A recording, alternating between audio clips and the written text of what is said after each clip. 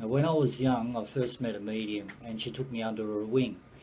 And during the course of conversations, we were talking about guides, and I asked what guides do, how they perform, how they operate, all that sort of stuff. And she said to me, look, I'll show you what they can do and how strong they actually are. And she asked me to go into a child's room. The child was sleeping, 6 months old.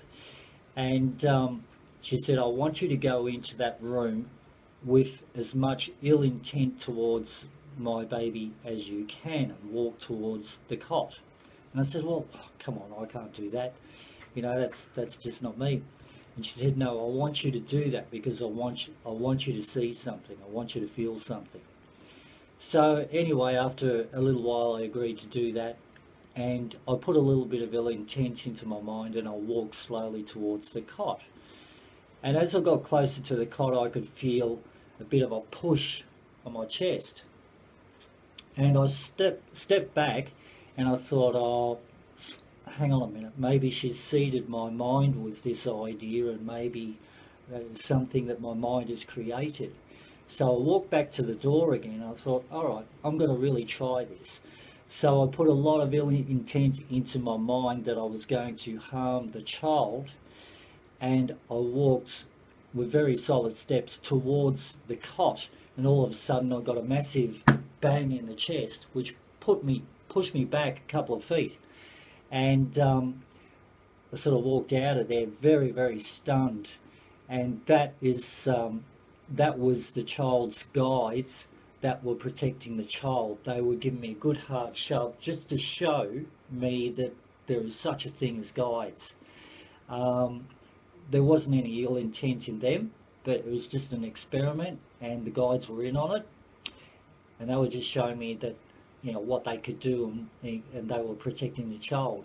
The second little story I want to relate is one night I was coming home from work, and those who are in the Frankston area of the Melbourne suburbs will know of Oliver's Hill.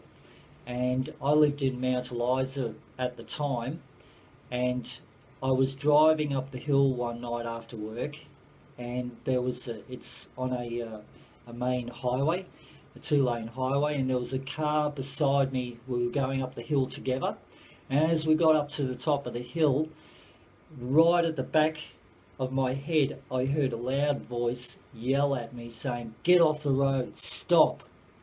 And it stunned me so much that I pulled up on the side of the road, and I had to actually collect my thoughts. And again, this is when I first got my license, and I was learning about a little bit more about guides and how they communicate and how they work.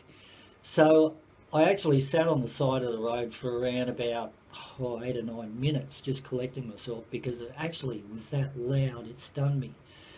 Then I slowly moved on, and for those who know the area, there's an intersection at Canadian Road and the highway, and the car that was beside me was at that intersection. By the time I got there, the car had been hit by an oncoming car coming out of Canadian Bay Road. I pulled up, attended the accident scene. The guy had died at the scene of the crime. At the scene of the crime. Well, I suppose it was a crime, wasn't it? You know, I mean, an accident is a crime. But the guy, he actually passed away at the scene, and there was nothing anybody could do. That's the car that was beside me. If we'd kept going, that would have been me. That would have been hit. And so my guide, one of my guides, had actually yelled and made me pull up on the side of the road and just stop for that moment so that I wouldn't be the one that was in the fatality.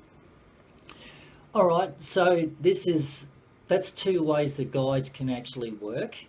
And my question to you is, have you ever had an experience where something has stopped you, you felt something push you back, it saved you from doing something?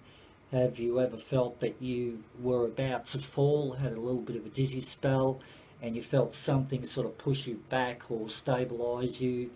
Have you had any sort of experiences like heard a voice that made you stop dead in your tracks and rethink something or wait for a little while before you progressed on?